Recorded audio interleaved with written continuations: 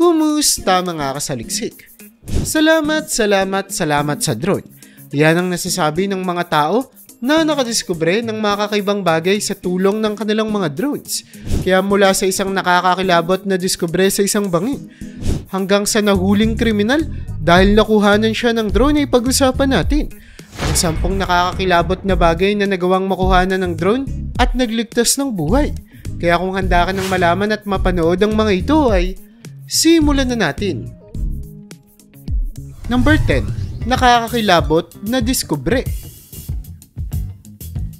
Sa isang liblib na kanyon o bangin na talaga namang bihira nga lamang marating ng mga tao, kung saan tanging huni lamang ng mga ibon ang maririnig mo at bumabasag ng katahimikan, ay merong isang kamakailan lamang na nadiskubre.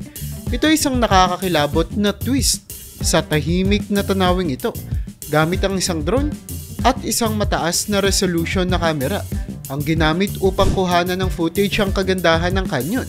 Subalit ang natuklasan nito ay mas nakakatakot pa kaysa sa inaasahan.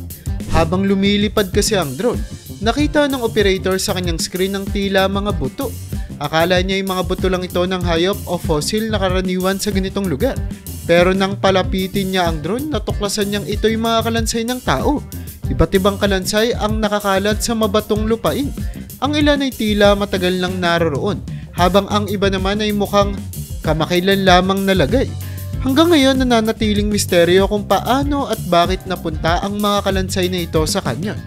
May idea ka ba kung ano ang pwedeng nangyari? I-comment mo naman yan sa baba. Number 9. Drone. Nahanap ang nawawalang climber.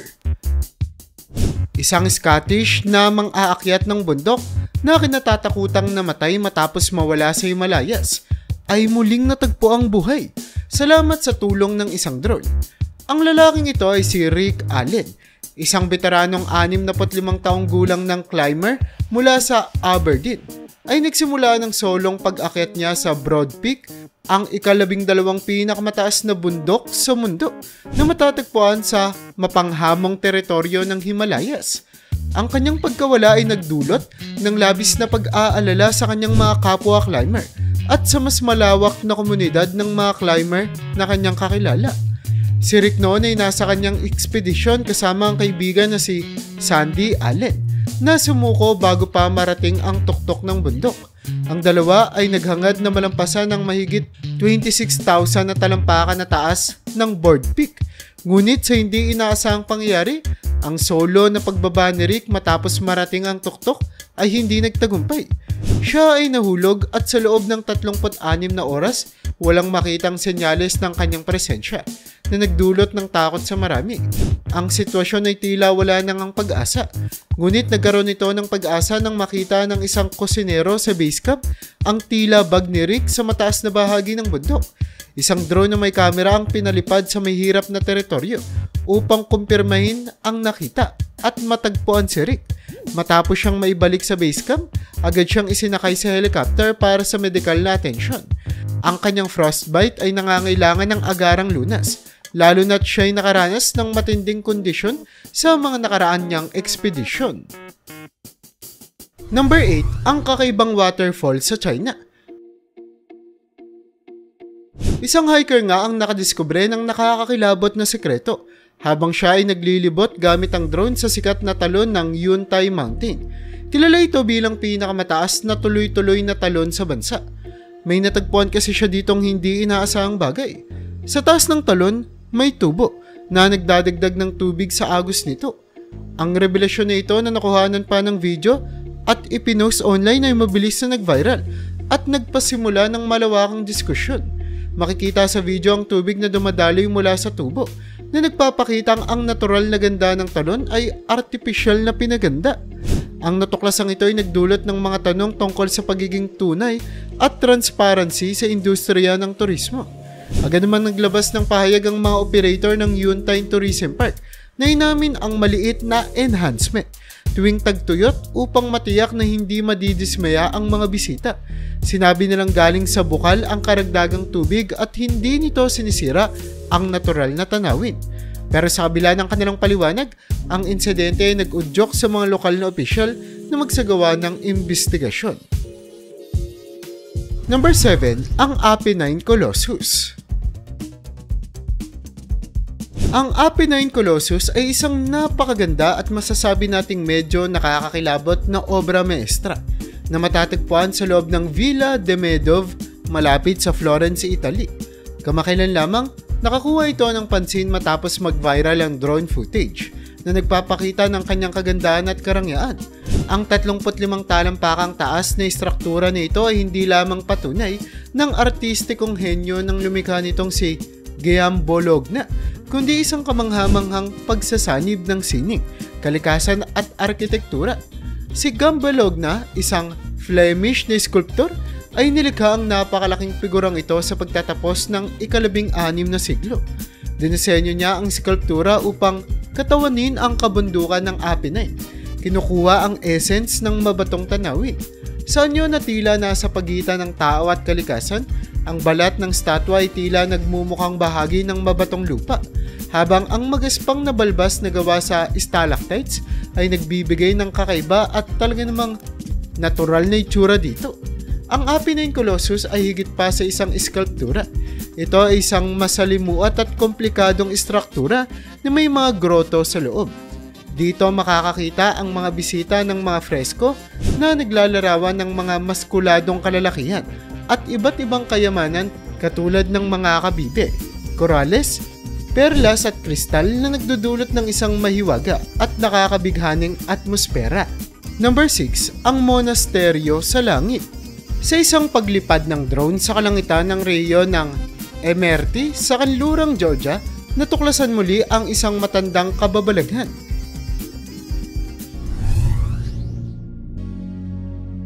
Ito ang Cast Key Pillar, isang likas na haligi na tumatayo ng 130 talampakan mula sa lambak ng Katskura River, malapit sa maliit na nayon ng Katski. Habang umiikot ang drone malapit sa haligi, naitala nito ang kamanghamanghang tanawin ng isang sinaunang monasteryo na tila nakikipagsapalaran sa tuktok. Ang Cast Key Pillar ay matagal nang kinikilala ng mga lokal bilang haligi ng buhay at isang simbolo ng tunay na krus. Sa pag-zoom in ng kamera ng drone, lumitaw ang mga labi ng isang medieval na hermitage sa tuktok ng haligi. Napag-alamang ang mga istruktura ay mula pa noong ika-9 o ika-10 ng siglo at merong inscription ng Georgian mula sa ika-13 siglo na nagpapatunay na aktibo pa ang hermitage noong panahong iyon. Ang complex ay binubuo ng isang maliit na simbahan na dinedicate naman nila kay Maximus the Confessor, isang crypt, 3 selda ng mga hermitanyo, isang wine cellar at isang proteksyon na pader. Ang simbahan mismo ay isang simpleng bulwagan na merong modernong reconstruction ng nasirang medieval na istruktura. Nakatagpo nga rin sa ilalim ng simbahan ng isang pahabang libingan. Number 5, ang mga bilog sa disyerto. Sa gitna ng Kalahari Desert, isang drone ang nakatuklas ng nakakakilabot na eksena na tila galing sa ibang mundo. Ang mga misteryosong hugis na ito, walang damo sa loob ngunit napapalibutan ng lunti ang singsing o mga bilog, ay matagal nang nagpapagulo sa mga siyentipiko at bumibighani sa mga bisita. Habang tumataas ang drone, makikita ang lawak ng mga bilog na ito. Umaabot sa 1,100 miles ng tuyong damuhan sa Timog Africa.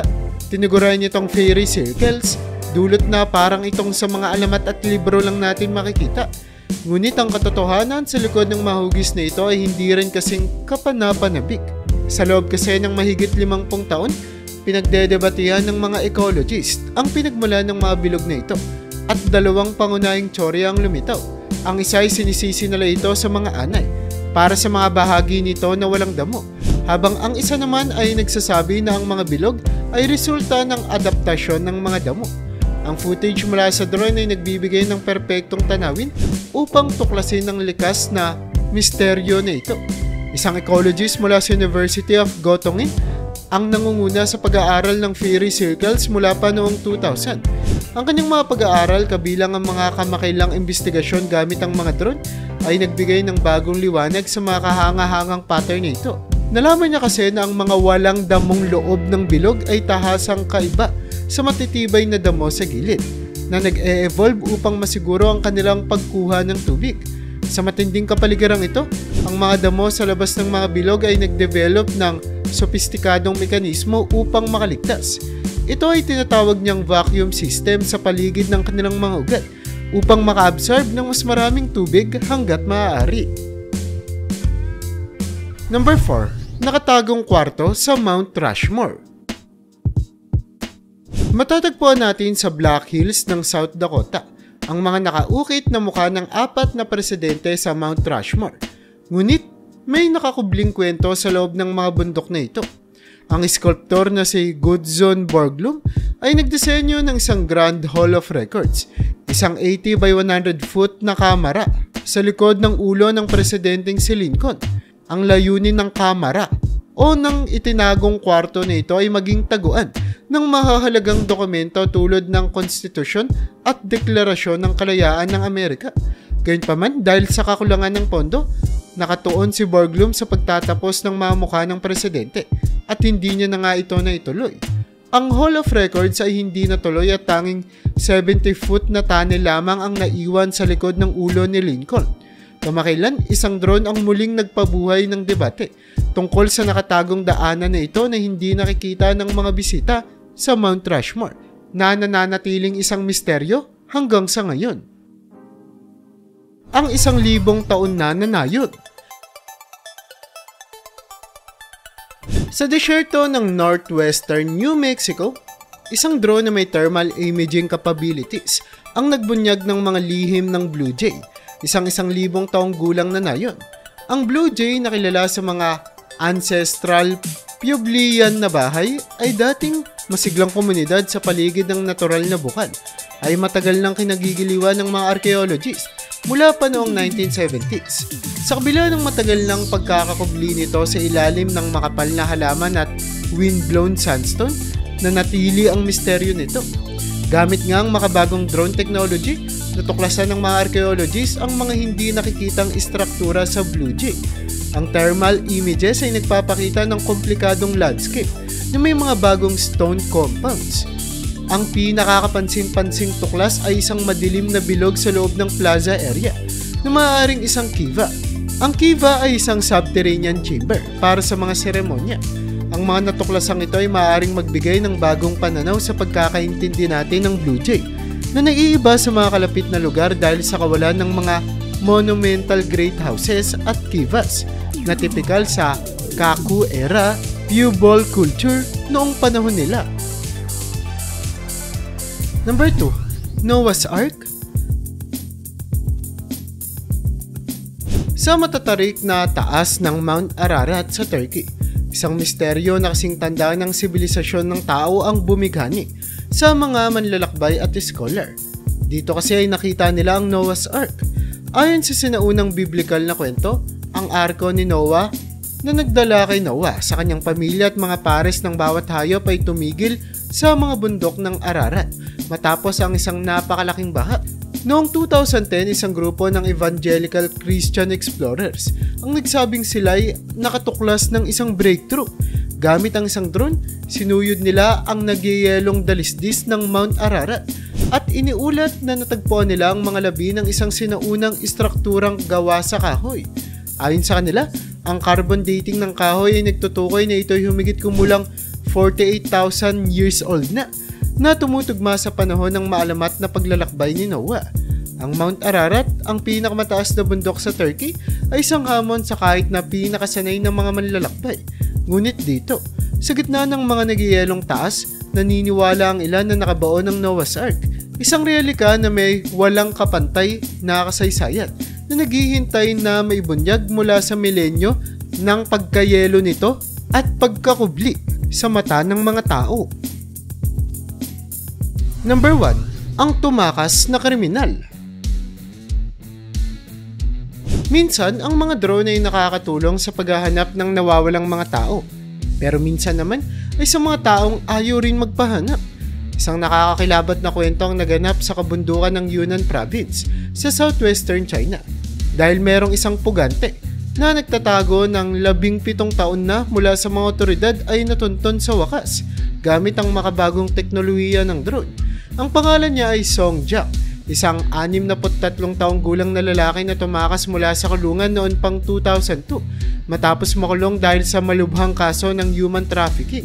Sa loob ng halos 2 dekada, si Song ay nagkubli sa malalayong bahagi ng kagubatan, malapit sa kanyang bayan. Nakatira siya sa isang maliit na kuweba sa matarik na burol. Ang breakthrough sa matagal ng manhunt na ito ay dumating nang makakuha ng mahalagang impormasyon ang Yongshan Police. Gamit ang drones, sinuyod nila ang mabundok na lugar at nakita ang isang asul na steel tile sa isang bangin. Malapit dito, nakita rin ang mabakas ng basura. Ang mga natuklasang ito ay nagbigay ng mahahalagang palatandaan. Lumapit ang ground unit sa pasukan ng kuweba at si Song ay naibalik sa kulungan. Ang teknolohiya ng drone ay maaaring hindi laging positibo para sa lahat.